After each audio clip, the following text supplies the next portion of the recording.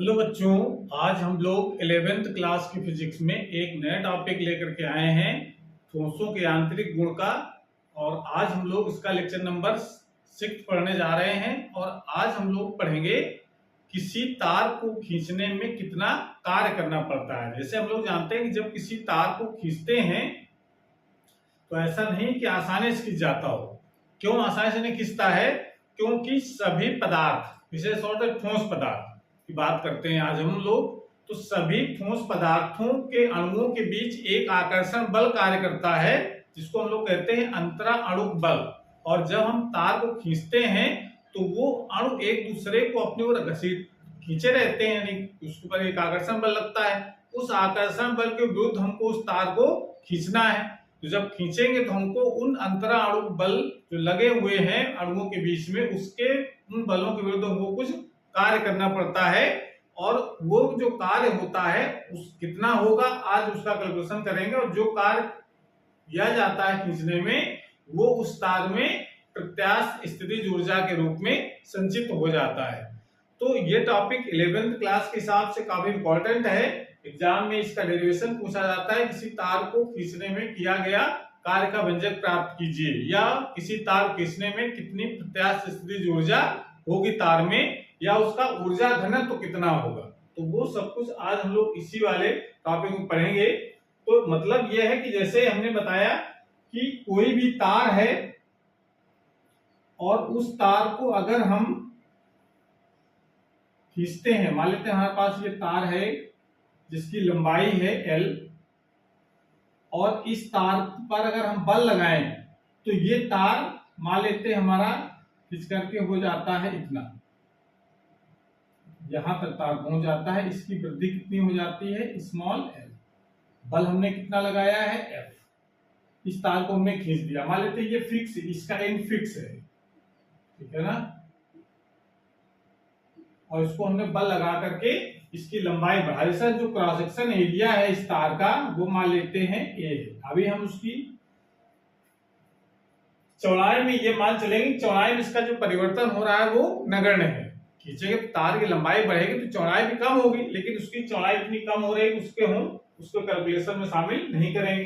तो मान लेते हैं हमने उसकी प्रारंभिक लंबाई L और A क्षेत्रफल जो क्रॉस सेक्शन एरिया है उसका A है। जब बल F लगाया तो उसको खींचने पर उसकी लंबाई वृद्धि हो गई स्मॉल l, ठीक है ना।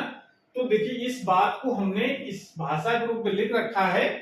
तो इसमें देखो हमने क्या लिखा है, जब किसी तार को लंबाई की दिशा में बाह्य बल लगाकर खींचा जाता है तो अंतरा अणुक बल, यानी जो इनके बीच में जो ये जो अणुओं से मिलकर के बना हुआ, तो ये हमेशा एक दूसरे पर आकर्षण बल लगाते हैं, जिसको कहते हैं हम लोग अंतरा अणुक बल। और इस बल के विरुद्ध हमको खींचना है। तो ये जब इस बल के विरुद्ध हमको खींचना पड़ेगा तो कुछ कार्य करना पड़ता है। तो अंतरा अणुक बलों के विरुद्ध कुछ कार्य करना पड़ता है। ये कार्य तार में प्रत्यास्थ स्थितिज ऊर्जा के रूप में संचित हो जाता है। जो कार्य किया जाएगा खींचने में इस अणुओं के लगने वाले आकर्षण बल के विरुद्ध, वो जो ऊर्जा है कार्य के रूप में, वो यहाँ पर इकट्ठा हो जाती है, जिसको लोग कहते हैं प्रत्यास्थ स्थितिज ऊर्जा, इलास्टिक पोटेंशियल एनर्जी।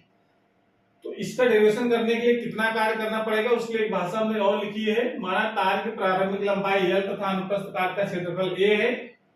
जब तार की लंबाई की दिशा में बल F लगाते हैं, उसको लंबाई की दिशा में बल F लगाया तो तार की लंबाई में वृद्धि स्मॉल l हो जाती है। इतनी बात को हमने इसमें लिख रखा है पहले से। अब आगे जरा देखना है कि जब हमने लंबाई वृद्धि कर ली है, इसका मतलब इसमें विकृत भी उत्पन्न हो गई। तो विकृत कितनी होगी, लंबाई में परिवर्तन हो रहा है, इसका मतलब कौन सी विकृत होगी, अनदैर्ध्य विकृत। तो अनदैर्ध्य विकृत कितनी होगी, जरा लिखो। अनदैर्ध्य विकृति इक्वल टू लंबाई में परिवर्तन बटे प्रारंभिक लंबाई। ये तो अनदैर्ध्य विकृत हो जाएगी। और विकृत हुई किसके कारण है, अनदैर्ध्य प्रतिबल के कारण।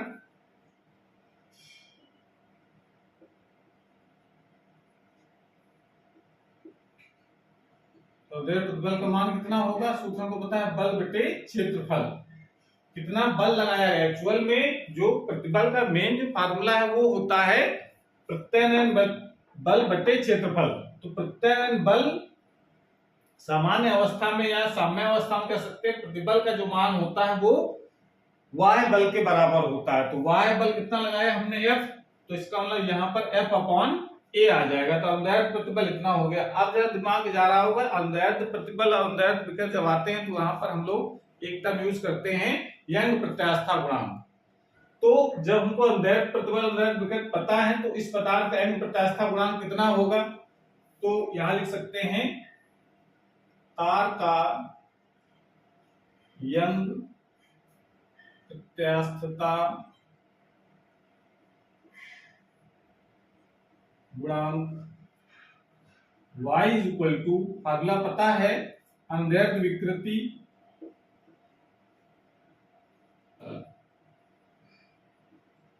अनुदैर्ध्य प्रतिबल बटे अनुदैर्ध्य विकृति।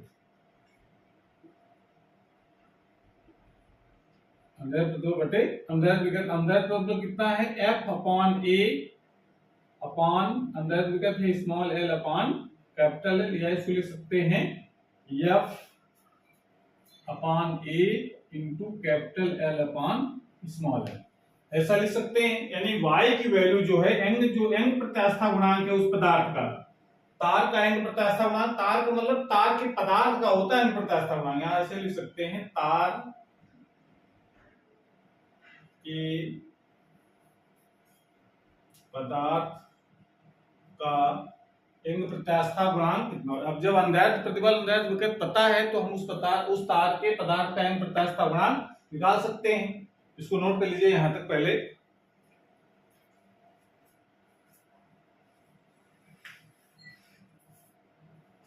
यहां से पक्षांतर करके, यानी यहां पर क्या देखो, एक्चुअली इसको एक बार और लिख लेते हैं। y इक्वल टू क्या आ गया हमारे पास, F upon A into capital L upon small l, ये आ गया है।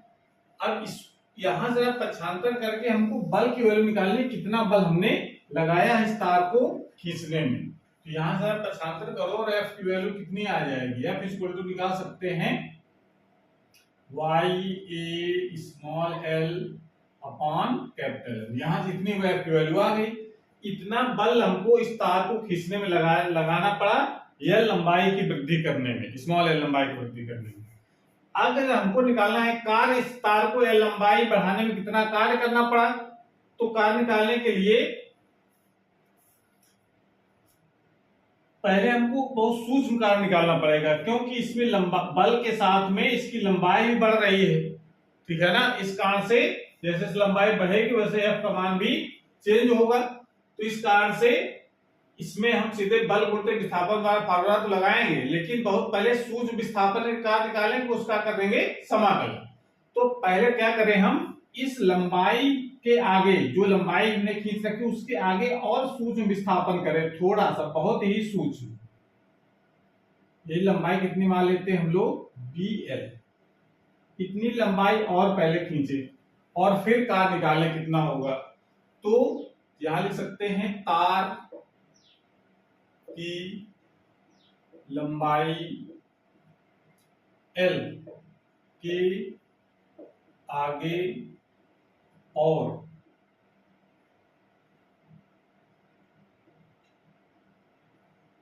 सूक्ष्म लंबाई DL खींचने में किया गया कार्य, खींचने में बल F द्वारा किया गया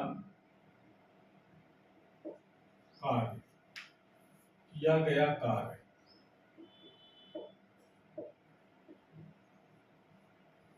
ये हम मान चलेंगे। नहीं, खींचना हमको L लंबाई है, स्मॉल l लंबाई का, लेकिन थोड़ा सा और अधिक खींचेंगे तो कितना कार्य करना पड़ेगा ये पहले निकालें।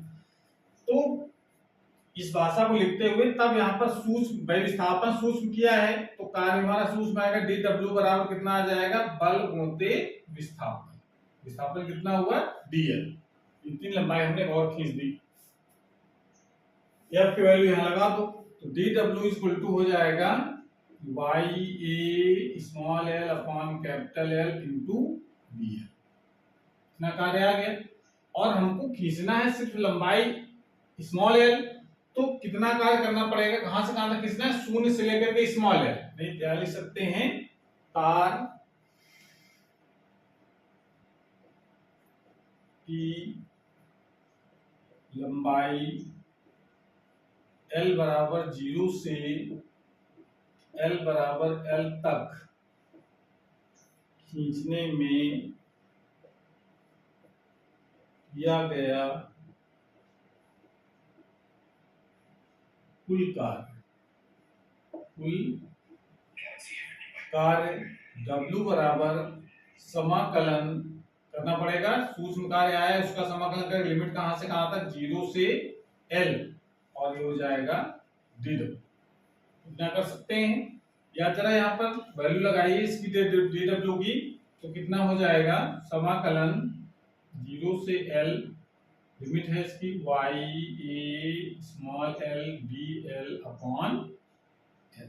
जो कांस्टेंट टर्म है समाकलन के बाहर आपको मैथ लगानी है इसमें YA अपॉन l, इसको बाहर कर सकते हैं YAL ये कांस्टेंट है किसी पदार्थ के लिए और समाकलन 0 से L और L dl ना हो गया। अब जरा इसका समाकलन करेंगे तो कितना हो जाएगा YA कैपिटल L और समाकलन इसका हो जाएगा L स्क्वायर बाई 2 लिमिट 0 से L।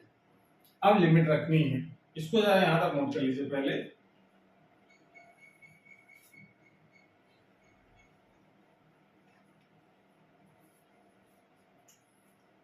कार्य कितना आ गया जरा इसको कैलकुलेट करते हैं तो लिमिट लगाओ इसमें YA upon capital L limit लगाओगे तो L स्क्वायर बाई 2 माइनस 0 ये हो जाएगा पहले उच्च लिमिट माइनस निम्न लिमिट।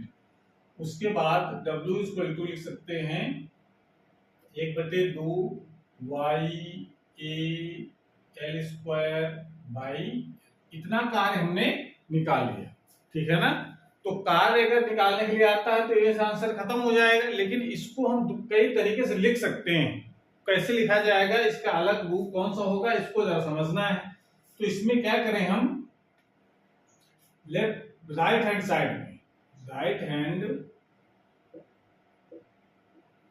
साइड में अंश तथा हर में कैपिटल L का गुणा करने पर ये पॉइंट आपको ध्यान रखना है थोड़ा सा रूप चेंज करने के लिए कि क्या करना है। तो W इक्वल टू कितना हो जाएगा 1/2 YA L square upon L into L/L ऐसा लिख दो ऊपर नीचे न्यास और हर में L का मल्टीप्लाई कर लो। तो इसको जरा रीअरेंज करना है, इसको कैसे लिख सकते हैं जरा देखो 1/2 y यहां लिख सकते हैं हम लोग L स्क्वायर इसकी जगह एक L भी लिखा, एक L यहां से ये वाला बटे में आ गया, एक L ये एक L ये, एक L यहाँ पर बचा है तो इसको लिख सकते हैं L और एक L ये भी बचा है उसको ऐसे लिख सकते हैं और इनटू अब क्या बचा। अब देखो यहाँ पर बचा के नीचे वाले तो हमने कंज्यूम कर लिया, यहाँ पर ऊपर L स्क्वायर दो जगह लिख लिया, A बचा है और L बचा है, ये ऐसे हम लोग लिख सकते हैं। तो इसको हमने इतना अरेंज करके ये लिख सकते हैं, इतना इसको अरेंज करके लिख लिया। अब देखो जरा ध्यान दो, अब 1/2 यहाँ पर जो y into L upon A क्या होता है, ये अंदर विकृत, ठीक है ना।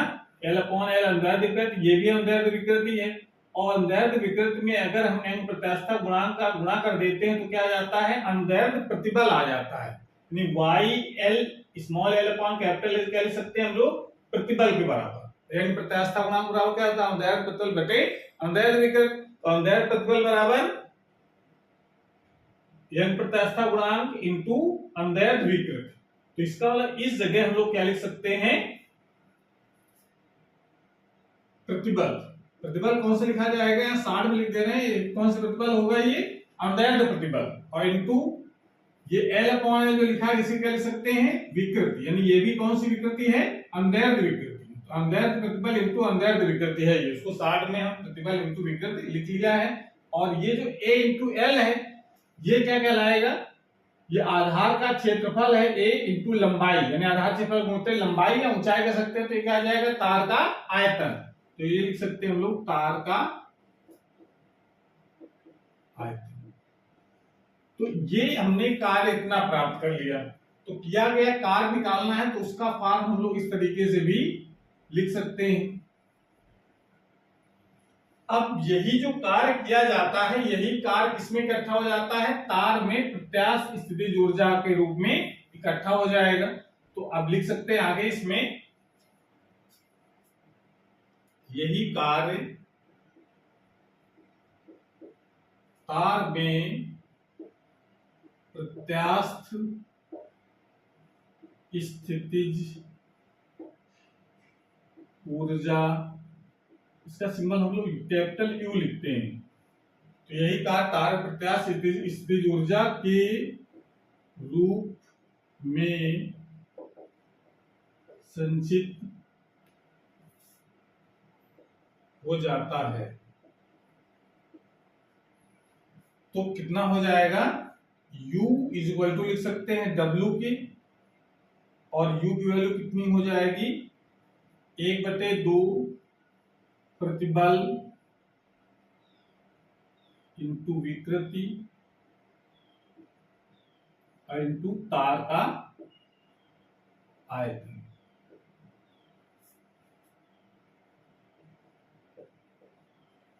ये लिख सकते हैं। तो ये इसका फार्मूला निकाला है कि प्रत्यास्थ स्थितिज ऊर्जा कितनी होगी, 1/2 प्रतिबल इंटू विकृति इंटू तार का आयतन।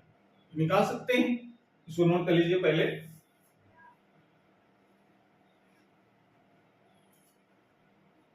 अब ये तो पूरे तार में संचित ऊर्जा होगी जो कार्य किया गया हम खींचने में। तो ये जो कार्य आया वो पूरे तार में इकट्ठा हो जाएगा संपूर्ण आयतन में।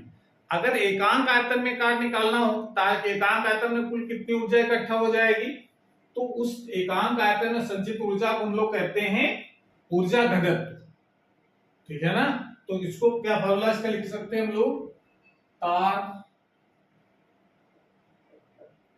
के एकांक आयतन में संचित ऊर्जा, अर्थात इसी का दूसरा नाम क्या कहते हैं हम लोग, ऊर्जा घनत्व।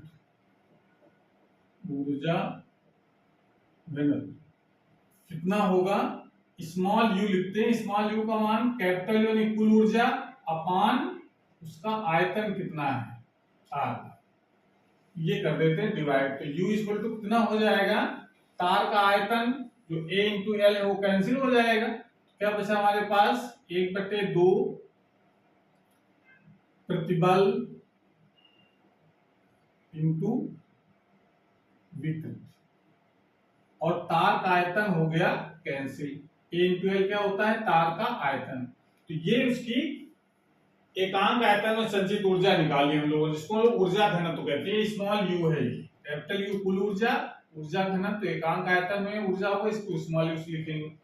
तो एकांक आयतन में संचित ऊर्जा 1/2 प्रतिबल इंटू विकृति। प्रतिबल विकृति कौन सी प्रतिबल विकृति है, अनुदैर्ध्य प्रतिबल और अनदैर्ध्य विकृति। अगर इस चीज को दूसरा रूप इसका लिखना चाहे तो हम लोग लिख सकते हैं स्मॉल u इक्वल टू 1/2। अब प्रतिबल जो हम लोगों ने अभी चेंज कर दिया था यहाँ पर, ये A Y into small L upon capital लिखा था, उसकी जगह हम लोग क्या लिख लिया था, प्रतिबल। अगर हम वही लिखा रहने दें तो क्या बन जाएगा, देखो प्रतिबल की जगह लिख सकते हैं हम लोग यंग प्रत्यास्थता गुणांक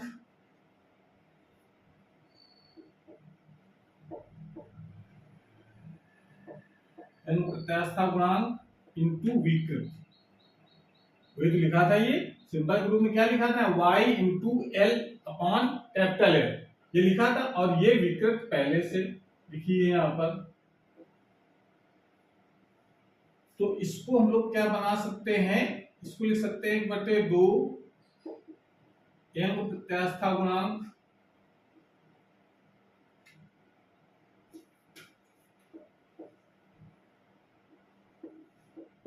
प्रत्यास्था गुणांक इंटू विकृति का स्क्वायर। ये फार्मूला भी आपको एग्जाम में डेरिवेशन करने के लिए आता है, तो इसको यहां तक आपको पहुंचना है। तो दोनों फार्मूले आपको याद रखने हैं दिमाग में कि ये फार्मूला दोनों सेम है, बस रूप अलग अलग है। अगर सिंबल के रूप में मैं इसको लिखना चाहें तो हम लोग क्या लिख सकते हैं, 1/2 अंक प्रत्यास्था गुणांक को लिख सकते हैं y, और विकृत लिख सकते हैं small l upon capital L का होल स्क्वायर। ये फार्मूला लिखा गया है। इस प्रकार से हम इस फार्मूला लिख सकते हैं, और इसको लिख सकते हैं 1/2 प्रतिबल मतलब f अपॉन a इंटू विकृत का मतलब small l upon capital L। तो ये फार्मूला सिंबल के रूप में लिखना चाहे तो इस तरीके से लिख सकते हैं। इससे रिलेटेड एग्जाम में न्यूमेरिकल भी आता है, तो इसलिए फार्मूला आपको कॉन्सेप्ट सहित तैयार करना है ताकि न्यूमेरिकल इसके आसानी से लगाए जा सके। तो ये आज का हमारा टॉपिक यहाँ पर समाप्त होता है। पढ़ाई करते रहिए। Thank you.